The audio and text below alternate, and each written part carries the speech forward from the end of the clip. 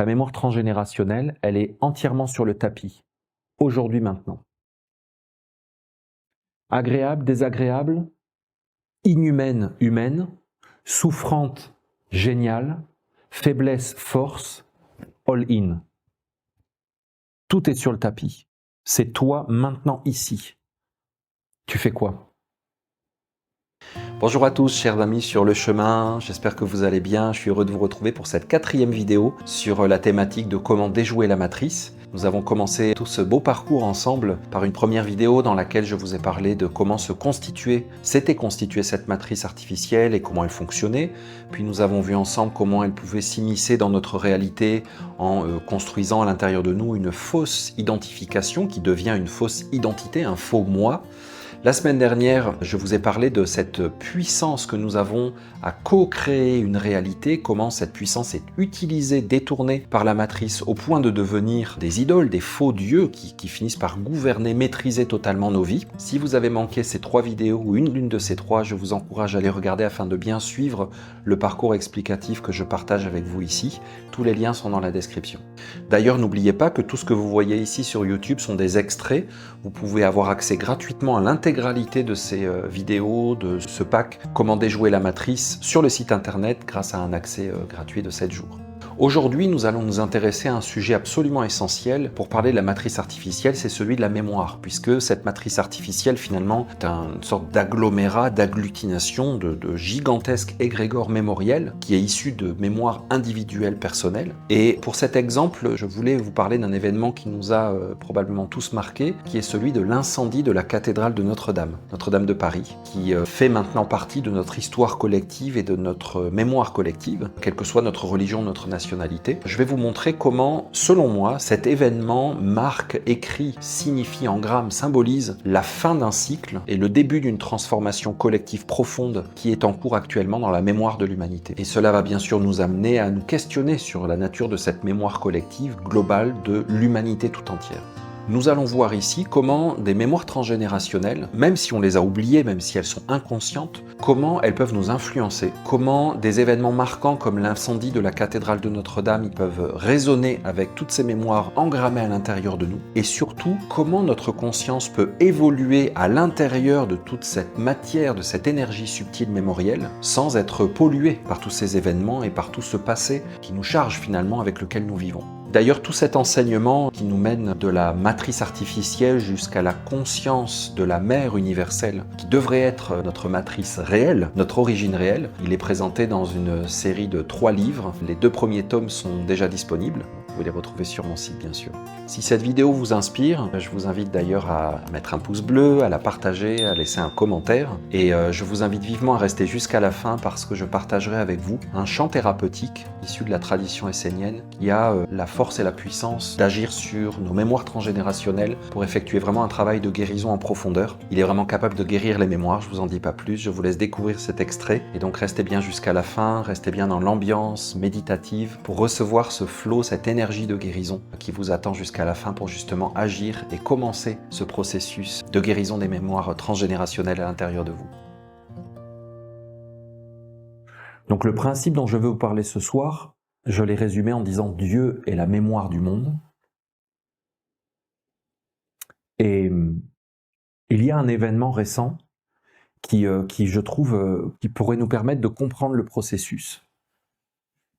Cet événement, c'est l'incendie de Notre-Dame. Je ne sais pas si vous l'avez vécu de la même manière, mais moi, quand j'ai vu ces images, ça m'a vraiment bouleversé. Et j'ai eu le sentiment qu'il se passait quelque chose d'anormal et de grave. Surtout que c'est dans un climat général. C'est pas un événement isolé. Il y a eu plusieurs incendies J'étais à Nantes, la cathédrale était fermée. Il y a quand même eu un prêtre en plein office à Nice, je pense, qui s'est fait égorger. Tu vois, on est dans une espèce de fin de monde. C'est pas la fin du monde, mais c'est une fin de monde. On vit vraiment une fin de cycle. Et tu vois, moi j'habite en Grèce aujourd'hui, donc c'est le pays des vieilleries, des vieilles pierres, des vieux temples effondrés. Et en réalité, ce qu'on vit aujourd'hui, on l'a déjà vécu, l'humanité l'a déjà vécu plusieurs fois. la fin de l'Antiquité. Tu lis des textes, il y a des textes passionnants de tout ça. Tu peux lire Jamblique, Damascus. Tu as des textes qui parlent de ça et qui parlent de l'émergence du christianisme et la disparition des religions de l'Antiquité. Et c'est très troublant parce que tu retrouves notre époque et tous les questionnements qu'on se pose et tu t'aperçois que, comme dit l'Ecclésiaste dans la Bible, il n'y a rien de nouveau sous le soleil. Les apparences changent, tu vois, les détails, les costumes, les couleurs, les formes, mais dans le fond, c'est les mêmes choses qu'on vit. Et tu vois l'incendie de Notre-Dame, pourquoi? Tu vois, là, j'y suis passé à Paris, ils sont en train de reconstruire, donc on voit déjà la charpente et tout ça. Et on se disait, avec l'équipe, on marchait sur les quais de Seine, et puis on se disait, il y a 800 ans, on aurait eu la même vision. On aurait vu Notre-Dame en construction avec les mêmes charpentes, puisqu'ils refont à l'identique, je pense. Mais est-ce que c'est les mêmes? Et si c'est pas les mêmes, pourquoi c'est pas les mêmes? Si tu as une vision matérialiste du monde, tu peux dire en effet que ce sont les mêmes poutres, parce qu'elles font les mêmes dimensions, on a choisi un bois probablement de même qualité, elles sont posées au même angle, ce sont les mêmes poutres. Mais pour moi, ce ne sont pas du tout les mêmes poutres. C'est pas le même toit, et ça ne sera jamais la même cathédrale. Parce que si tu rentres dans la mémoire du temps, et que tu rentres dans le cœur des bâtisseurs de l'époque, les charpentiers, les ouvriers, les maçons, les menuisiers, les architectes, tu rentres dans leur cœur, dans leur mentalité, dans leur sensibilité. Ils étaient en train de construire une offrande à la Sainte Vierge et un lieu sacré, une maison de Dieu qui était terre d'asile. Tu sais, c'est l'histoire de Notre-Dame de Paris. À l'époque, une église, c'était un territoire sacré, et quand tu rentrais dans une église, tu étais dans l'asile. Personne n'avait le droit de venir te chercher dans une église. C'était une profanation. À l'époque, c'était absolument réel. On le sentait tous, on le savait tous, et nous vivions comme cela. Et donc, tu es en train de construire Notre-Dame de Paris, à l'époque, version 1, et tu crées quelque chose, tu objectives quelque chose à l'extérieur que tu as à l'intérieur de toi. Tu vois, une cathédrale, une église, une chapelle, un calvaire, c'est pas question de dimension, hein. C'était pas une course comme tu sais, les gratte-ciel, c'est celui qui va faire la plus grosse en gros, hein. À chaque fois que tu crées quelque chose à l'extérieur, en réalité, tu objectives quelque chose de subjectif. Si tu es une personne vivante, si tu es vivant, si tu es un être vivant, ce que tu fais dans ta vie, tu le portes à l'intérieur de toi. Et j'espère que c'est ton cas. Ton activité professionnelle, par exemple, elle reflète une de tes passions. Quelque chose qui vraiment t'allume, t'enflamme, t'anime, t'intéresse. Bon, peut-être pas, hein. Peut-être que tu as un job payé à l'heure et que pour l'instant, c'est tout, c'est comme ça. En tout cas, je te souhaite d'être un entrepreneur ou d'être juste quelqu'un qui adore son travail. C'est vraiment mieux, c'est plus agréable. Si tu ne vis pas quelque chose qui te passionne, eh bien ça veut dire que ce que tu objectives à l'extérieur, c'est quand même le reflet de ta vie intérieure. C'est comme ça, c'est ce que tu es, c'est l'état intérieur que tu as. Tu ne réussis pas encore à exprimer ta passion ou même à savoir ce que c'est. Normalement, tu passes ta vie à objectiver ce que tu portes à l'intérieur de toi. Normalement. Mais bien sûr, il y a comme un monde artificiel aujourd'hui qui est devenu extraordinairement puissant, qui ne veut pas vraiment que tu sois qui tu es, mais qui veut que tu sois au bénéfice du fonctionnement d'un système préorganisé. Si tu veux, c'est du prêt à manger, du prêt à porter, du prêt à penser, du prêt à vouloir. C'est déjà fait. Tu es encouragé, tu es formé pour ça. Donc les êtres qui ont bâti Notre-Dame, ils savaient qu'ils participaient à quelque chose. Et qui avait payé les poutres du toit qu'ils sont en train de refaire? les premières, les originales, celles qui ont brûlé. Il a fallu quand même un sacré court-circuit électrique. Je ne sais pas si vous avez des cheminées, hein.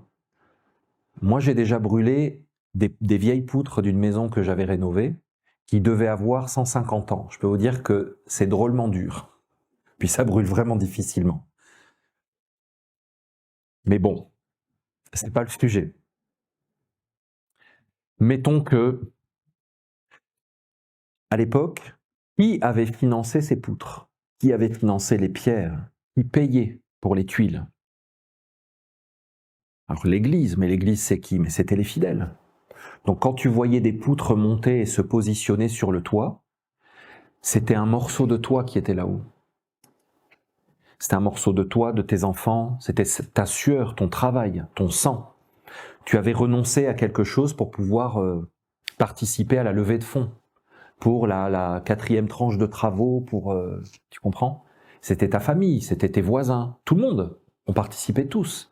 C'était tes parents, tes enfants, tes connaissances, tes cousins, tes tantes, tes oncles, ton quartier, tout le monde, ta paroisse. Et donc c'était nous. Notre-Dame de Paris, c'était nous.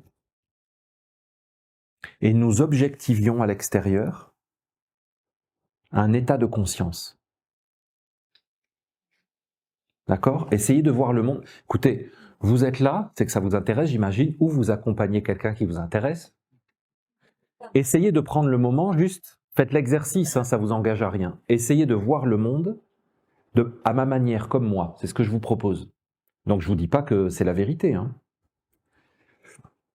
Ce que tu vois à l'extérieur, c'est la matérialisation de l'état de conscience de quelqu'un. Ou de plusieurs. Mais de qui? Tu vois, par exemple, moi je ne vis plus en France depuis 15-16 ans. Quand je reviens en France, ce qui m'étonne, c'est l'aménagement des espaces publics et des routes. Surtout en ville maintenant, il y a des lignes partout, des lignes pour les trottinettes, les skateboards, les vélos. Il y a des panneaux partout, des trucs en plastique. Enfin, c'est hallucinant. Tu es entièrement pris en charge, on te dit quoi faire partout, au centimètre près. Et en plus, maintenant, tu as des voitures qui te disent freine, non, tu tiens pas ton volant assez droit, tu t'es pas attaché, mais je ne veux pas m'attacher. Et attends, maintenant, il est temps de faire une pause. Et quand tu la fais pas, ça devient rouge. Et ça clignote. J'avais une voiture l'autre fois de location comme ça. Tu te dis, mais attends, c'est infernal, quoi. Non, mais rendez-vous dans quelques années, ça va être quoi?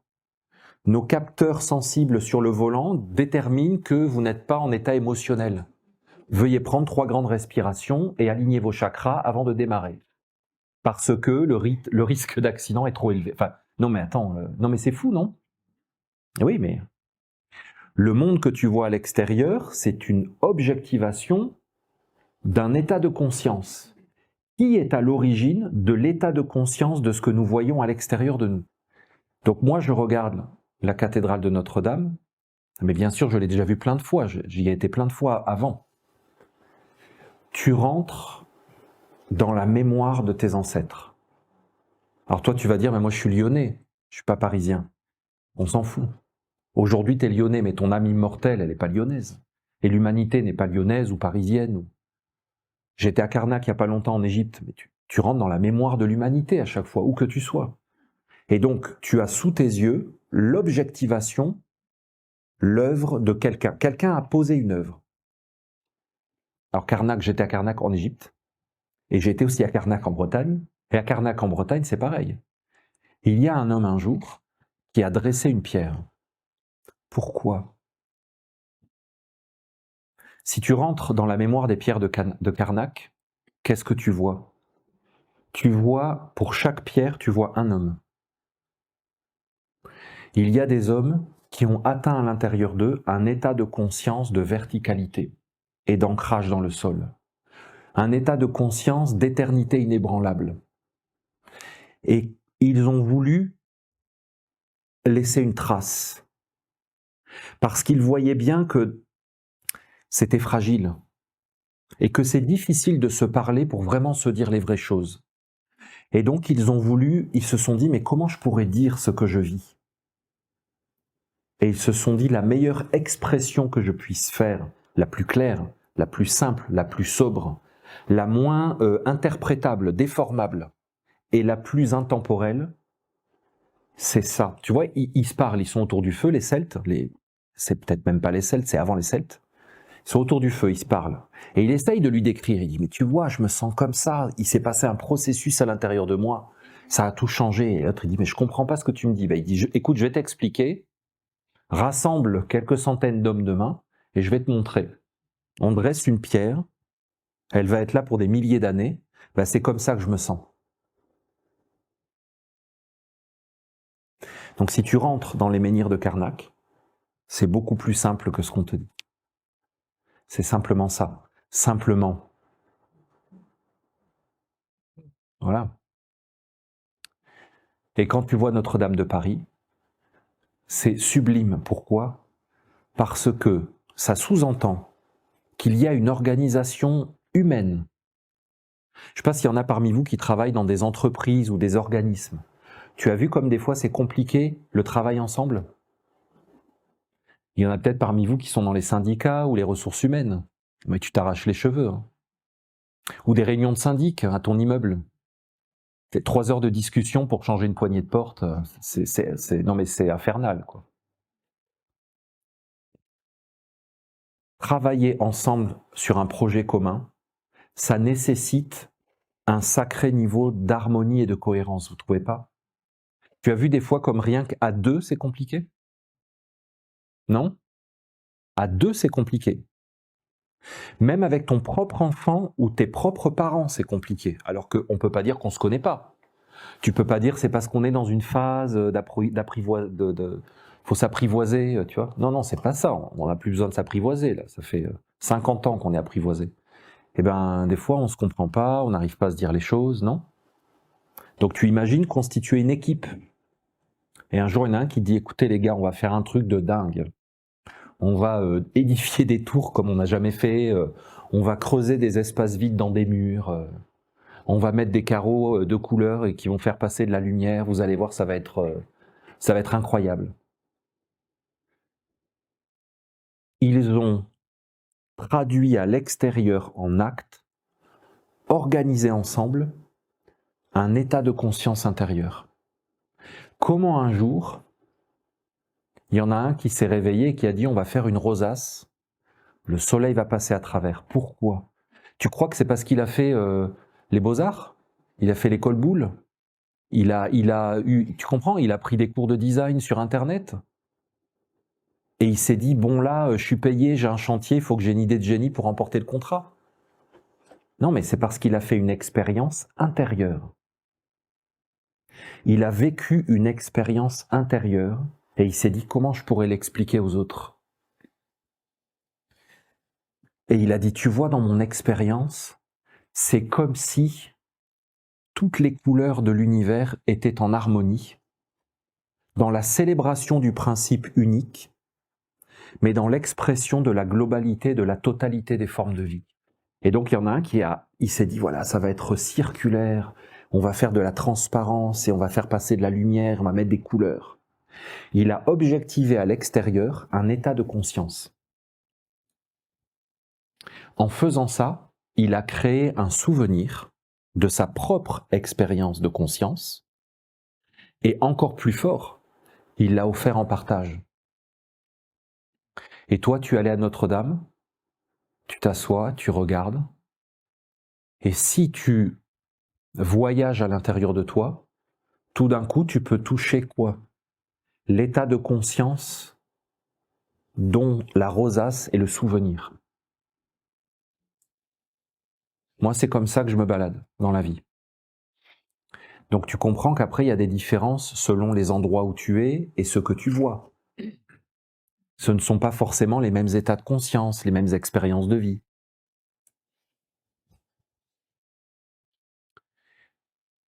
Et donc je vois, ils sont en train de remonter les poutres de Notre-Dame. C'est financé par qui? LVMH? J'ai pas fait d'enquête de moralité sur ce milieu et cette entreprise parce que ça m'intéresse pas vraiment. J'ai pas besoin de la faire. Et je sais pas en fait qui sont les financeurs. Il y a eu des dons privés aussi. Il y a des gens qui ont fait des dons par amour du patrimoine, peut-être par religiosité.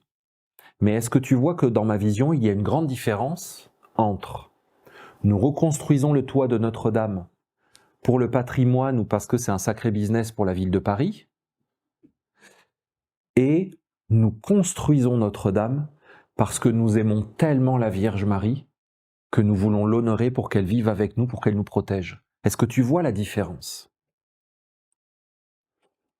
Eh bien, dans le regard essénien, ce n'est pas la même chose. Tu peux faire la même chose, mais pas avec la même âme. Ce ne sera pas la même âme. Tu vois par exemple aujourd'hui l'industrie de la musique. C'est devenu une industrie d'ailleurs. Toi, tu travailles dans un studio, tu es producteur, ou tu es compositeur,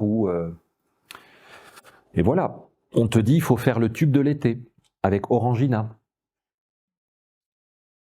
On te le dit, tu vois, on te parle, on est en septembre, là, on te dit bon là, il faut que tu fasses le tube de l'été, il y a un casting, alors il y a trois beaux mecs, 3 nanas, vas-y fais-nous un truc, alors tu vois, il faudra un truc, l'année dernière on a fait Brésil, tu vois, on pourrait faire peut-être un truc plus... voilà. Où est-ce que tu vas puiser ton inspiration? Quelle est ta motivation? Cette musique que tu vas créer va être une objectivation extérieure d'un état de conscience intérieur, mais lequel? Tu comprends? Et tu vas le donner en nourriture à des millions de personnes qui vont le manger. Ce pouvoir créateur qu'a l'homme, il se résume à ce simple mécanisme. Tu te lèves le matin, ce matin tu t'es levé. Toute la journée, tu as objectivé ce que tu portais à l'intérieur de toi. Ou on t'a fait objectiver quelque chose que tu ne portes pas à l'intérieur de toi. Ça arrive, hein? Non? Moi, aujourd'hui, on m'a fait payer des péages, porter ma ceinture, limiter la vitesse parce qu'il y a des caméras partout. On me l'a fait faire. Moi, normalement, je ne l'aurais pas fait. On te fait faire. Aujourd'hui, on m'a fait payer des taxes. On m'a fait donner de l'argent pour des projets qui ne sont pas les miens. On me l'a fait faire. Donc j'ai objectivé quelque chose qui n'est pas du tout le reflet de mon état de conscience. Et en même temps, si. Ça veut dire que c'est là que j'en suis dans ma vie. Je participe à un système. Le pouvoir créateur de l'homme, c'est d'objectiver ce qu'il porte à l'intérieur de lui. Même, on pourrait dire quasiment que c'est tout. Si tu comprends ça, bon ben voilà, bonne soirée, merci d'être venu. J'espère que vous avez apprécié. Méditez. Regarde, tu es ici ce soir, tu poses un acte qui est le reflet de ton état intérieur de conscience. Tu objectives quelque chose que tu portes à l'intérieur de toi. Ceux qui ne sont pas là, aussi. Les hommes ne sont pas des victimes. Ils ont un pouvoir créateur et ils passent leur temps à faire à l'extérieur ce qu'ils ont à l'intérieur d'eux.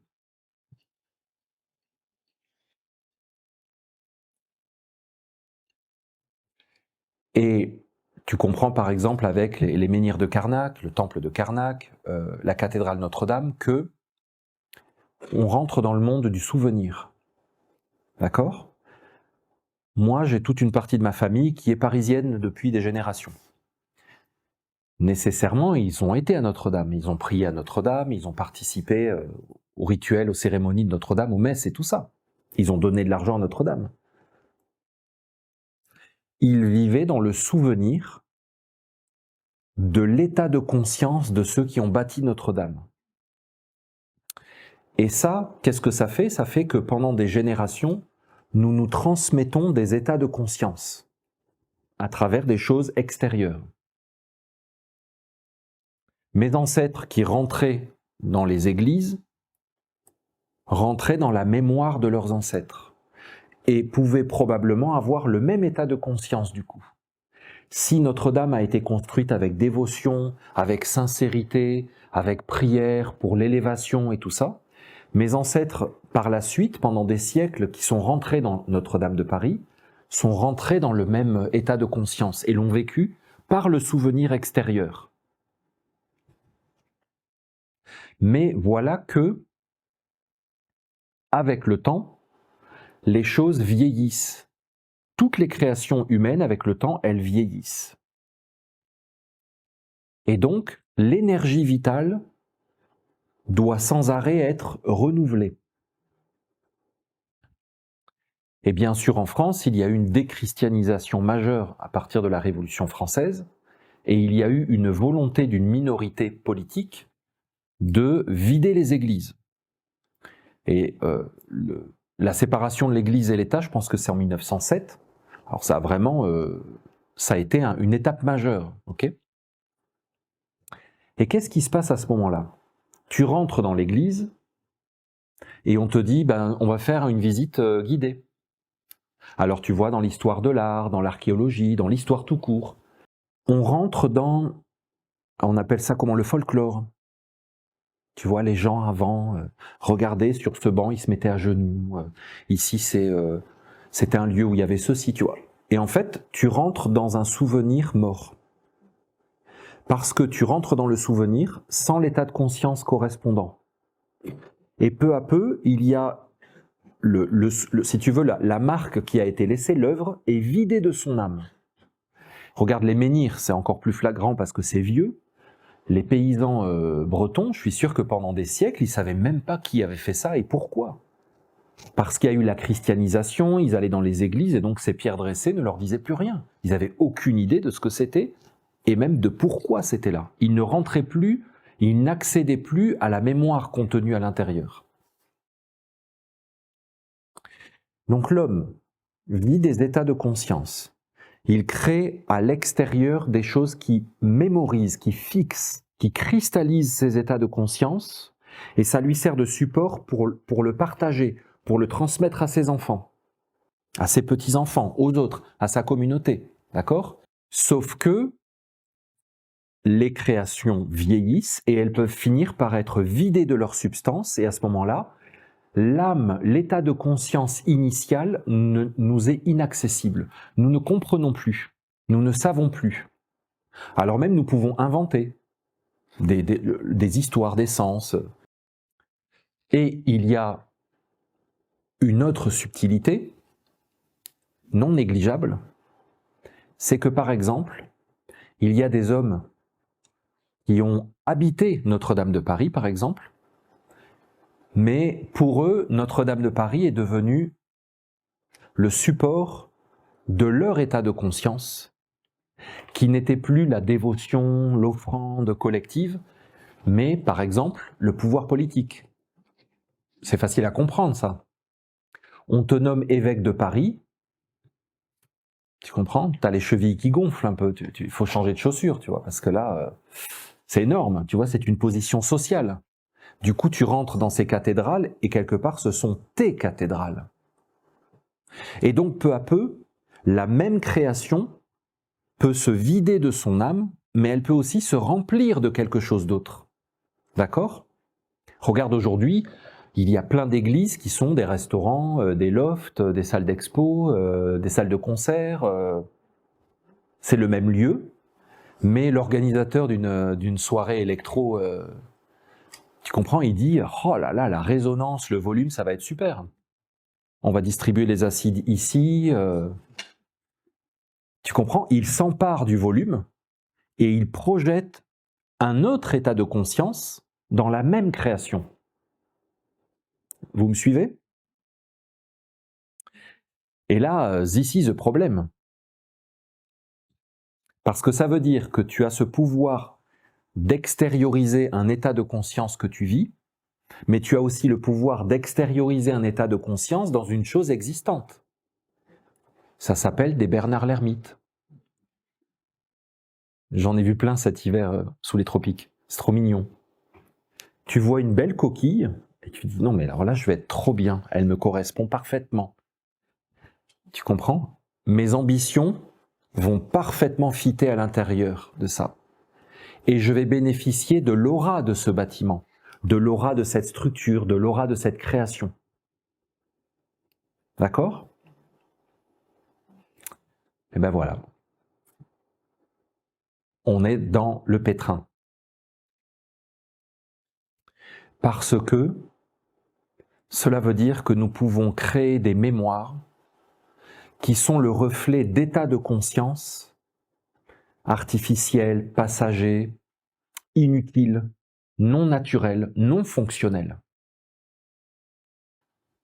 Donc ça veut dire que il y a eu des hommes qui ont extériorisé l'idée de se dire on va faire une république, puis comme ça on pourra tous voter, et puis ça va être génial, comme ça on sera tous d'accord, tout le monde aura sa chance de prendre la parole, de s'exprimer et de prendre des décisions ensemble. C'est génial, tu vois. Donc ils ont extériorisé l'état de conscience de la démocratie et d'un pouvoir partagé et inclusif de tous les points de vue. Bon là déjà tu comprends qu'on est loin de ça. Hein.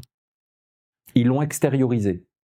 Eh bien il y en a qui sont venus, qui sont rentrés à l'intérieur comme des Bernard l'Ermite et qui ont commencé à utiliser même le mot démocratie pour l'habiter d'un autre état de conscience. Et c'est ainsi qu'il y a des mots aujourd'hui qui sont abîmés, qui sont endommagés, qu'on a du mal à utiliser, parce qu'ils deviennent gênants. Tu vois, par exemple, en France, le mot religion, il est devenu sulfureux, ce qui est un comble. Hein. Mais tu vois, en France, le mot religion, ça sent pas bon. Donc lorsque vous parlez de votre fameux éveil de la conscience, vous parlez en réalité d'un accès à une mémoire. Moi, c'est mes expériences qui m'ont montré ça. Et là, j'aimerais quand même vous dire quelque chose d'important, c'est que nous avons souvent un point de vue très moderne en imaginant que nous créons la conscience. Et que lorsque tu prends conscience d'une chose, tu as l'impression d'inventer l'eau chaude, ou la roue, ou le fil à couper le beurre. Tu as vraiment l'impression de découvrir l'Amérique. Et vraiment. Et nous, les spiritualistes, nous augmentons et nous encourageons ces processus. Et nous avons vraiment l'impression, sans se le dire, inconsciemment, et les discours, que « Oh, j'ai pris conscience d'un truc ». Tu as l'impression que tu es le premier. Essayez de vous souvenir, parce que je parle de mémoire, que vous ne faites que rentrer dans des mémoires collectives, partagées. Il n'y a pas de honte à ne pas être finalement très original. Si Dieu existe, s'il y a vraiment un principe créateur, ce qui est moi ma démarche tout à fait rationnelle, je vois pas comment rien pourrait créer tout personnellement, il va falloir vraiment me l'expliquer sans sophisme et sans la palissade. Tu vois. Donc si il y a un principe créateur qui contient tout et qui l'émane, eh bien nécessairement tout existe. Tu comprends? Il ne peut pas y avoir un Dieu s'il y a des choses qui n'existent pas. Lorsque tu as un éveil de conscience, tu as juste récupéré le souvenir de quelque chose. Pour moi, la vie est une succession d'expériences de la conscience et donc d'expériences mémorielles. On nous a transmis des choses sans âme. Mais en réalité, c'est normal. C'est-à-dire que ceux qui ont bâti Notre-Dame et qui l'ont légué à leurs enfants, qu'est-ce que devaient faire leurs enfants? Habiter l'espace en essayant de retrouver dans Notre-Dame de Paris le souvenir qui y avait été engrammé. Tu comprends? Les prières, les attitudes, l'état de conscience qui correspondait. Avec comme support l'extérieur, Notre-Dame de Paris. Peu à peu, de moins en moins de gens sont allés dans Notre-Dame de Paris et les fidèles ont été remplacés par des bus de touristes. Et la dernière fois que je suis allé à Notre-Dame de Paris avant l'incendie, j'ai été scié. Je suis rentré parce qu'il y avait une porte entrée. J'ai été pris dans un flot de gens. J'ai été porté et poussé. Donc, il y avait plein de Chinois, c'est plus les Japonais, maintenant c'est les Chinois, qui prenaient des photos tous les 2 mètres. Et donc, on faisait un circuit et hop, j'ai été rejeté, j'ai eu l'impression d'être avalé et rejeté par un système digestif à la sortie. Et je me suis dit, la vache, ça a duré 5 minutes, ou c'était vraiment au pas de charge. Hein. Tellement il y avait un flot de gens qui devaient le voir, et donc je comprends, les gens qui s'occupent de Notre-Dame de Paris doivent gérer la foule. Et je me suis dit, mais on vient et on fait quoi là-dedans? Rien. Rien du tout. Or, qu'est-ce qui arrive dans la nature lorsqu'un organe, un organisme, un être est mort? Qu'est-ce qui arrive? Très rapidement. Alors, par exemple, un arbre est renversé par une tempête, ça ne se voit pas, hein, mais instantanément, il y a certains champignons qui commencent à s'y installer et qui sont en train de digérer la cellulose. Après, tu as des insectes xylophages qui commencent à s'y attaquer tranquillement. C'est automatique. Tu le sais si tu as déjà oublié un camembert dans ta voiture. Ça va très vite. Nous ne pourrons jamais sortir de tous ces conditionnements artificiels, de cette matrice artificielle, si nous restons dans ces mémoires transgénérationnelles. Qu'est-ce que nous devons faire? Nous devons retrouver l'origine de nos héritages, le sens premier de ce qui nous a été transmis. Et donc, première étape, tu dois accepter ton héritage. Je ne sais pas si tu as déjà quelqu'un qui est mort dans ta famille et tu t'es retrouvé chez le notaire. Et le premier papier qu'on te fait signer, c'est que tu acceptes l'héritage. Et alors là, tu fais la gueule parce que le notaire te dit attention, c'est qu'il y avait des dettes. Alors tu dis bah non, finalement, je n'accepte pas l'héritage parce qu'il y a plus de dettes que de biens. Si tu acceptes l'héritage, tu dois prendre les biens et les dettes. Première étape, vous ne pouvez pas poursuivre l'aventure de la conscience si vous n'acceptez pas l'héritage. Pourquoi? Mais parce que tu n'es constitué que d'héritage. Pas que de tes ancêtres. Par exemple, moi, je suis énormément constitué de l'héritage que l'éducation nationale m'a transmis. Beaucoup. J'y passais toutes mes journées. Je ne sais pas vous, mais moi, je passais mes journées à l'école quand j'étais enfant. Moi, j'allais à la garderie avant, à l'école pendant, à la garderie après. Ben oui, quand tes parents bossent. Donc, toute une partie de moi m'a été transmise par le ministère de l'Éducation nationale. Vous devez accepter votre héritage. Vous n'avez pas le choix en réalité puisque votre héritage, c'est vous. Vous êtes vos ancêtres aujourd'hui. Arrêtez de croire que vos ancêtres, c'est vos ancêtres et que vous, c'est vous. C'est faux. Vous êtes eux aujourd'hui. Vous êtes la totalité de leurs expériences et de leurs mémoires, confrontés au monde d'aujourd'hui et aux réalités que nous vivons. Qu'allez-vous faire de ça? Arrêtez de vous intéresser à ce qu'ont fait vos ancêtres. Ce qu'ils ont dit, ce qu'ils ont pensé, ce qu'ils ont fait, pas fait. Ça n'a aucun intérêt. Le défi, il est ici et maintenant. Oui, mais mon père, il a fait ceci, mon grand-père n'a pas fait cela, et ma grand-mère... Bah, écoute, si tu veux, hein, écris des romans, mais ça ne fera rien. Ta mémoire transgénérationnelle n'existe pas. Elle est entièrement remise sur le tapis vert. Tu sais, au poker, on fait un all-in. Je ne sais pas comment on dit en français, c'est que tu mets tout. Tu mises tout. Tu sais, tu mets tous tes jetons. Tu mets tout en jeu. Ta mémoire transgénérationnelle, elle est entièrement sur le tapis. Aujourd'hui, maintenant. Agréable, désagréable, inhumaine, humaine, souffrante, géniale, faiblesse, force, all-in. Tout est sur le tapis. C'est toi maintenant ici. Tu fais quoi? Posez-vous la question. Donc, acceptez votre héritage. Sachez que c'est vous aujourd'hui qui êtes sur le tapis vert. Et votre pouvoir créateur, il est entièrement là. Il n'est que là, mais il est entièrement là. Tu vois, par exemple, tu as reçu de tes ancêtres, je ne sais pas moi, l'amour de la beauté, le don de la communication, l'empathie, la patience, la minutie, l'entrepreneuriat, le courage, peu importe. Je prends des qualités. Oui, mais tu sais, quand tu es emporté dans le courant, tu t'accroches aux branches, hein, tu t'accroches pas à l'eau. Hein. Tu t'accroches à ce qui est stable et fixe. Règle numéro 1. Trouve au moins une qualité en toi. Ça devrait le faire. Et essaye de te dire pourquoi c'est mieux de vivre avec que sans. Ne te satisfais pas des lieux communs et des évidences. C'est mieux de vivre avec la patience que l'impatience, la bonté que la colère. Oui, mais toi, dis-moi pourquoi, par toi-même. Cherche des expériences de vie qui te le montrent.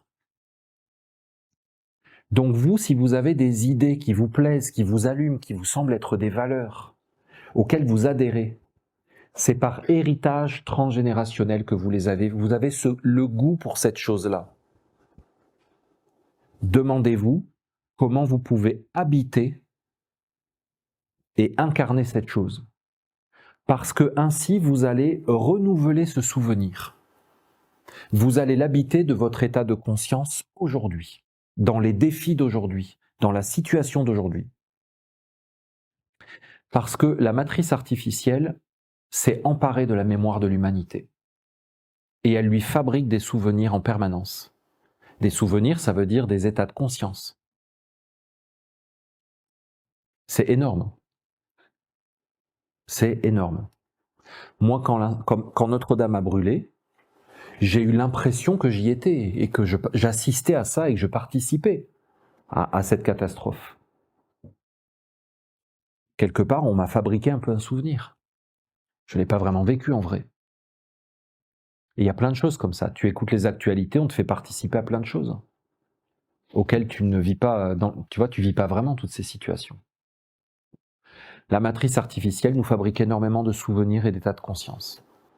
Tu vois, par exemple, les enfants qui ont été portés des masques pendant des mois, on va leur refaire dans pas longtemps, et ils vont dire « Ah, ça me rappelle mon enfance ». Ben oui. On crée des souvenirs en créant des précédents, on crée des mémoires associées à des états de conscience. Donc on a bien travaillé les enfants pour leur dire « c'est pour ta grand-maman, parce que sinon ta grand-mère va mourir, et puis il faut te soumettre et il faut accepter ». Alors après tu le fais, et ainsi tu crées une conscience. Tu vois par exemple au Québec, les cours de récréation sont surveillés. Et donc il y a des haut-parleurs, et il y a quelqu'un qui est au micro, et si tu t'assois, on dit ton nom, on te dit « toi, lève-toi et marche, tu n'as pas le droit d'être assis en cours de récréation ».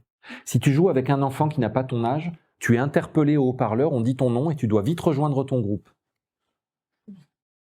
Maintenant, on est rendu là. Les enfants, par exemple, au Québec, mais ça va arriver, hein, ils n'ont plus le droit de sauter dans les flaques d'eau. Mais oui. Donc ça veut dire que les cours de récréation au Québec ressemblent à des camps de prison, enfin à des promenades de prisonniers. Il faut sans arrêt marcher. Parce que le ministère de la Santé a dit que les enfants ne bougeaient pas assez, donc il faut qu'ils soient actifs. Donc le conseil scolaire, là, machin, a dit il faut que les enfants bougent, donc il ne faut pas qu'ils soient assis. Donc tu comprends?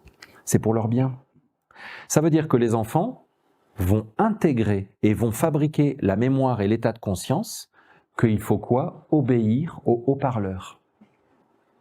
Et quand dans les rues, il y aura des haut-parleurs qui disent numéro 345, vous êtes passé en dehors du passage piéton.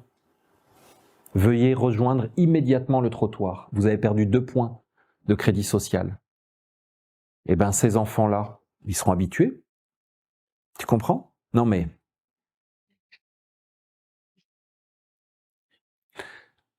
La génération de mes parents a été habituée à aller à la messe en s'en foutant complètement, en regardant leur montre en attendant que ça passe. Tu comprends? Ça s'est vidé complètement de sa substance. Du coup, moi, je n'y ai jamais été. Et on perd comme ça, on perd sans arrêt. Et on ne pourra jamais sortir de la matrice artificielle si on ne résout pas ce problème.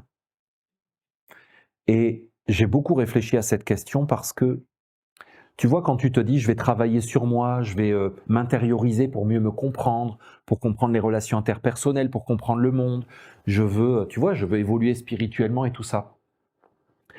Ça fait, je vous ai dit, ça fait 33 ans cette année que j'ai commencé cette démarche consciente. Mais j'en arrive à la conclusion qu'on a un problème, c'est qu'on tombe sans arrêt sur ces mémoires transgénérationnelles. Alors je sais qu'il y a des, je ne suis pas le premier à vous le dire, et qu'il y en a qui ont des méthodes, qui ont des thérapies énergétiques, machin. Mais personnellement, je ne pense pas, peut-être qu'il y en a qui fonctionnent un peu, mais je ne pense pas que ça fonctionne totalement. Et donc, moi j'ai trouvé une solution plus radicale qui pour moi fonctionne vraiment. Il y a une origine à toutes les mémoires.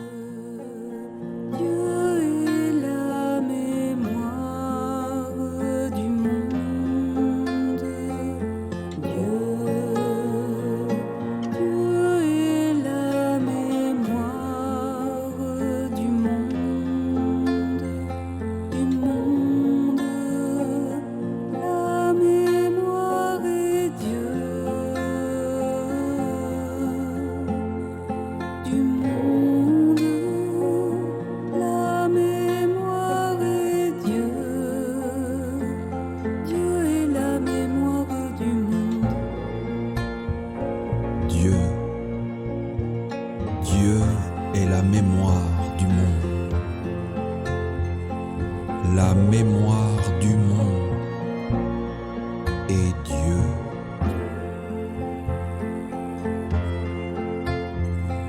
Vous, toutes les mémoires de ma vie, écoutez. Dieu est la seule mémoire du monde. Vous, toutes les mémoires de ma vie, écoutez la parole